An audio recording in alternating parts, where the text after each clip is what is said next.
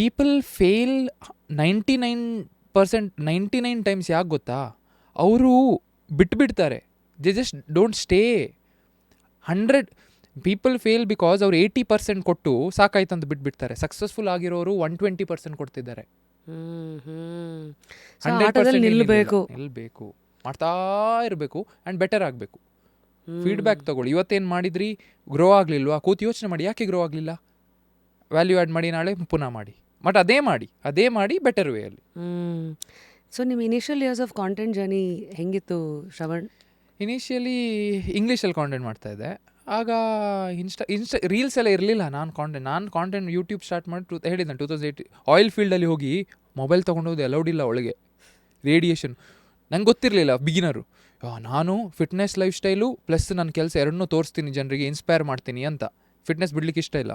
So oil field ಒಳಗೆ ನಾನು ಕೆಲಸ ಮಾಡ್ತಿದ್ದೀನಿ. ಆದರೆ ಕೆಲಸ ಮಾಡುವಾಗ ಸಹ ನಾನು ನೋಡಿ ಇಲ್ಲಿ ಡಯಟ್ನ ಫಾಲೋ ಮಾಡ್ತೀನಿ. ಸೊ ನೀವು ಬ್ಯುಸಿ ಇದ್ದರೆ ಸಹ ಫಿಟ್ ಆಗಾಗ ಆ ಥರ ಕಾಂಟೆಂಟ್ ಮಾಡೋಣ. ಮತ್ತು ನಮ್ಮ ಸೂಪರ್ವೈಸರ್ ಕರೆದ್ರು, ಇಲ್ಲಿ ಕಾಂಟೆಂಟ್ ಮಾಡಲಿಕ್ಕಿಲ್ಲ, ವೀಡಿಯೋ ಮಾಡಲಿಕ್ಕಿಲ್ಲ, ರೂಲ್ಸ್ ಇದೆ, ಒಪ್ಕೊಳ್ಬೇಕು ತಾನೆ. ಒಂದು ಆರ್ಗನೈಸೇಷನ್ ಕಡೆಗಿದೆ, ಅವ್ರು ಹೇಳ್ದಾಗ ಕೇಳಬೇಕು. ಅಲ್ಲಿಗೆ ಅದು ನಿಲ್ಲಿಸಿದೆ. ಅದಾದಮೇಲೆ ಅದೇ ಕ್ವಿಟ್ ಮಾಡಿ ಆದಮೇಲೆ ಫುಲ್ ಟೈಮ್ ಸ್ಟಾರ್ಟಿಂಗ್ ಇಂಗ್ಲೀಷಲ್ಲಿ ಮಾಡಿದೆ. ನಂದು ಇಡೀ ಕಾನ್ಸೆಪ್ಟ್ ಏನಿತ್ತು ಅಂದರೆ, ಐ ಆಮ್ ಅ ಫೂಡಿ, ಆಯಿತಾ.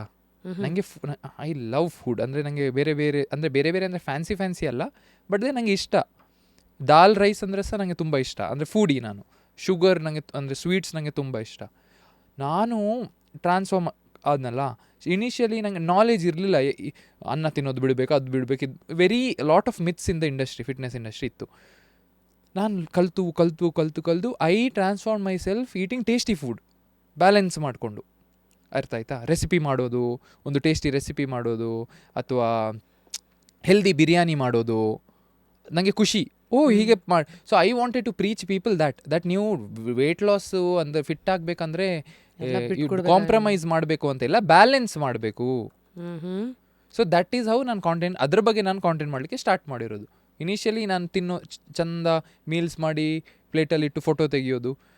ಬ್ಯಾಕ್ ದೆನ್ ತುಂಬ ಪ್ರಾಬಬ್ಲಿ ಇದನ್ನೆಲ್ಲ ಹುಡುಗಿಯರು ಜಾಸ್ತಿ ಮಾಡ್ತಾಯಿದ್ರು ಅಂತ. ಒಂದು ಕುಕ್ಕಿಂಗ್ ಅಂದರೆ ಚಂದ ಪ್ಲೇಟಲ್ಲಿಟ್ಟು ನನಗೆ ಇಷ್ಟ ಇತ್ತು ಅದು.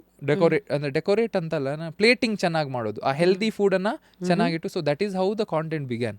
ಆಗ ಜನ ಕೇಳಲಿಕ್ಕೆ ಇಷ್ಟ, ಹೇಗೆ ಇನ್ನೂ ಮಾಡಿ, ಇದನ್ನು ಹೇಗೆ ಅಡುಗೆ ಮಾಡಿ, ರೆಸಿಪಿ ಮಾಡಿ, ಮಿತ್ಸ್ ಬಗ್ಗೆ ಹೇಳಿ ಅಂತ people started asking. Then I started taking it forward.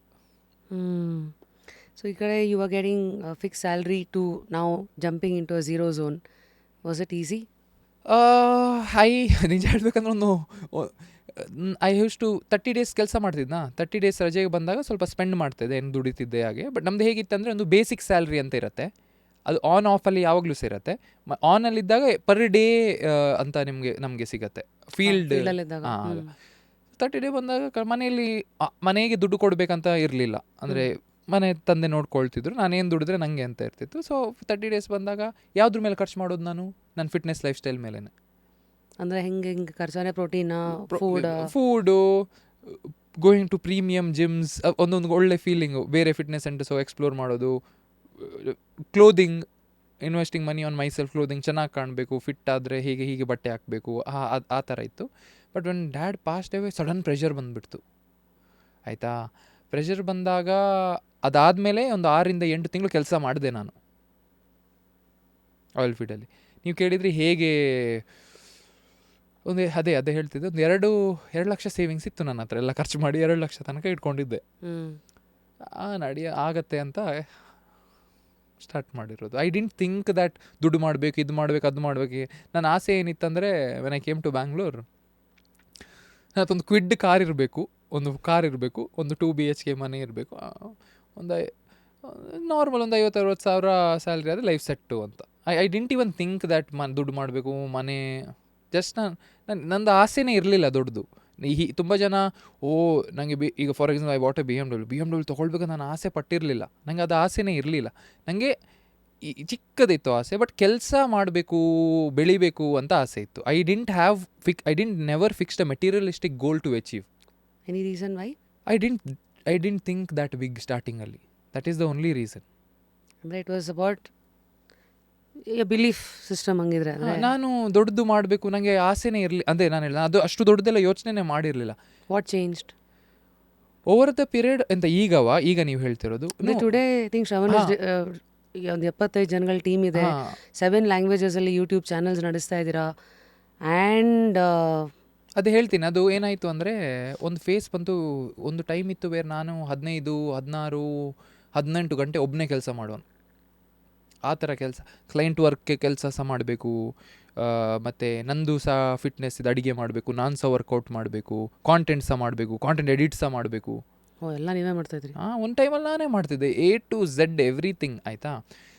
ಆಗ ನನಗೆ ಎಂಥ ಮೈಂಡ್ ಬಂತು ಅಂದರೆ, ನಾನೊಬ್ಬ ಇದ್ದೀನಿ, ಇಷ್ಟು ಮಾಡ್ತಾಯಿದ್ದೀನಿ, ನಂತರನೇ ನಾನು ಜನನ ರೆಡಿ ಮಾಡಿದರೆ ನಾವು ಹೇಗೆ ಮಾಡ್ಬೋದು, ಎಂಪ್ಲಾಯ್ಮೆಂಟ್ ಕ್ರಿಯೇಟ್ ಮಾಡಿದರೆ ಏನಾಗ್ಬೋದು.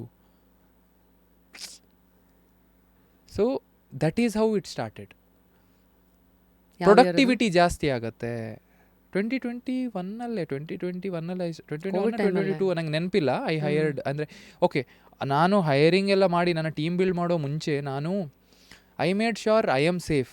I made sure that okay, ಅವರು ಬಂದರೆ ನಂದು ಬಿಸ್ನೆಸ್ ಅವ್ರು ನನ್ನ ಕೆಲಸ ಏನೋ ಆಗದಿದ್ದರೆ ಸಹ ಅವರಿಗೆ ಸ್ಯಾಲ್ರಿ ಕೊಡಬೇಕು ನಾನು, ಅಲ್ಲ, ಅದು ನನ್ನ ರೆಸ್ಪಾನ್ಸಿಬಿಲಿಟಿ ಆಗಿರುತ್ತೆ. ಇಟ್ಸ್ ನಾಟ್ ದಟ್ ಈ ತಿಂಗಳಾಗತ್ತೆ.